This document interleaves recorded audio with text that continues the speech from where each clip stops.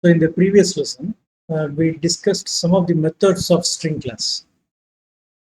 Now here we will just see how to reverse a string in an easy way, and then we'll move on to some other sequential data types like list and tuple and all. Okay. So now let me get into my Jupyter notebook. You can see here. And here I have a string. Let me just have a string here. Or let me create a new page. Okay, new page. Yeah, because that will be a clean slate. Yeah, so this is my new page. So here I am giving a string called name, or I call it yes string. My string, my str. Let me call my str is equal to welcome. Welcome. Okay. Now if I have to reverse this string, okay, the Python has a very simple way of doing it.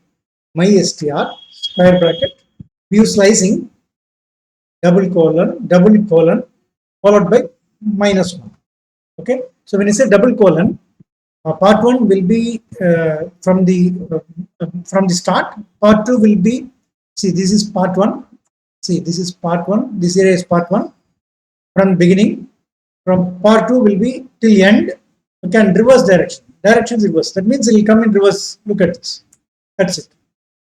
Okay. So since part 3 is -1, okay, the part 1 becomes the last index, and this becomes the first index position. Okay, if I had given instead of -1, I had given just 1. Okay, then I will just print the my string as it is. Look at this. Welcome. The moment I give -1, it gets reversed. It gets reversed. You can see here. Welcome. Okay, so these are you reverse a string in Python. An easy way of reversing a string. Okay, now you can have other data types. Let us get into list. So I can just say, what is a list? List is equivalent to an array.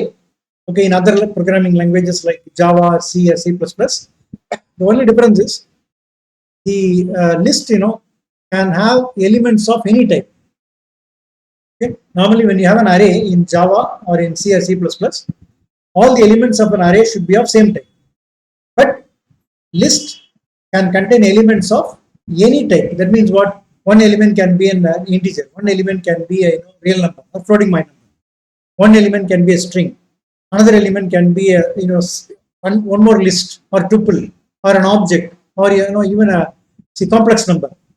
Okay, so I'll just show you an example.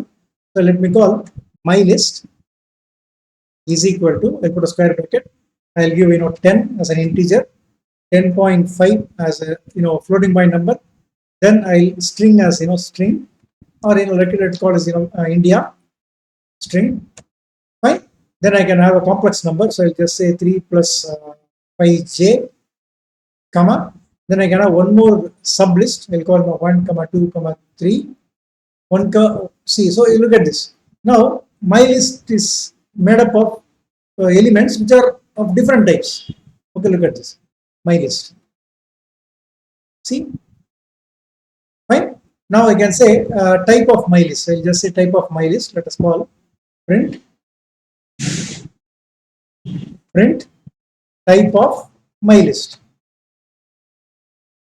See, class list. So the class name for list data type is list. List. That we should remember. Okay. Fine. My list. Basically, it is a list. It's a variable which refers to a list object. See, now what happens is a list object is created. A list object is created, and the list object is made up of many elements, where every element can be of different types. So one is integer, another is a real number, another is a string, complex number, another is sub list, or any other object. You can have a date. Okay, anything you can have for that matter. Any object can be an element. Okay, when I say any object, it includes everything.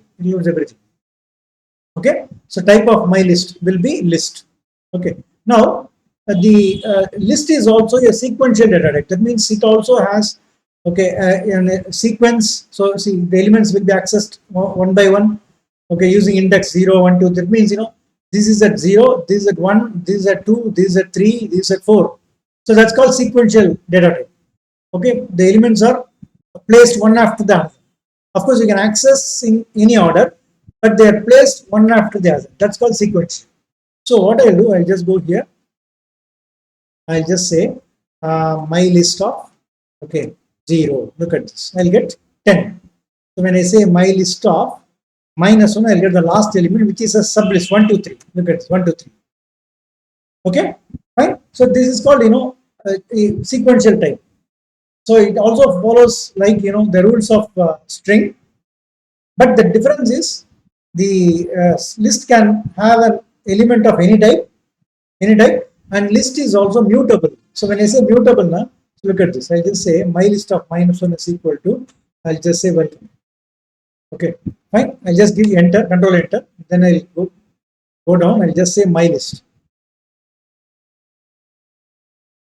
So look at this. Now the last element, which was 1, 2, 3 previously, has become welcome because it's mutable. So list can be changed.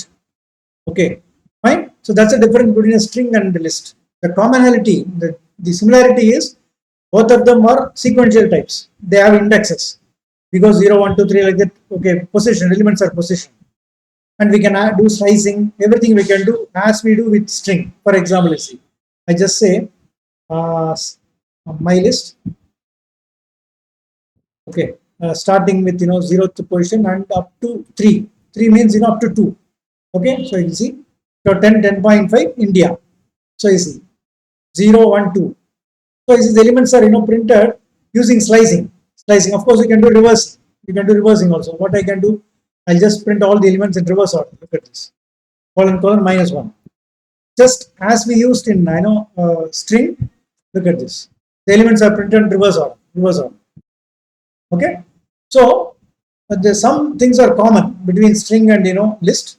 Only difference is, okay, list is mutable. That means the element of a list can be changed, but string is immutable. An element of a string cannot be changed. Okay, this is the difference. Okay, fine. And of course, one more difference is yes, string can be made up of any object for that matter. Okay, but a list can be made up of any kind of element. Okay, but a string has some kind of single quotation or double quotation within which you give some combination of letters, digits, or special characters, whatever it is. Okay, so you have some similarity between these two and some differences. Okay, fine. Now when you say list, the elements, of course, what I can do, how do I access the element of sublist? So I'll just show you the difference. You can see here. Look at my list. So welcome. So see in this my list, I have 1, 2, 3, 5 elements are there. So if I can say length of that, so I can just say length of my list. Look at this. So it will be 5. Length of my list will be 5 because 5 elements are there. Now I want to print the last element. Okay, my welcome. So welcome should be in welcome. I want only come as to be printed. So what I want, I should do something like this. I'll just say subscript. We have to use subscript. My list of -1 last element, out of which, okay, I want. So when you say -1, you get welcome. I want, see, once you got -1, the last element you got. I want indexing position in that 0, 1, 2, 3. Starting from 3, that's it. You'll get come as your output. Look at this. Come. Okay, so that come should be in reverse order. So what can I do? I can just say, okay, double colon -1. Then starting from -1.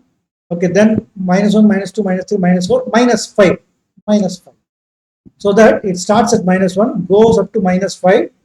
Okay, then reverse order. So reverse order. So just see. So come will be, output will be EMOC. Look at this. EMOC. Okay, so this is indexing as well as slicing. Okay, why we use indexing? Because we need to locate one of the elements of the list. For that we use indexing. So when you say my list of -1, we just get the last element. Then we want, out of the last element, we want some part. So we go for slicing. Okay, so all these things can be applied to a list, basically list. Right? Hope this session was useful. We'll meet in the next session. Thank you.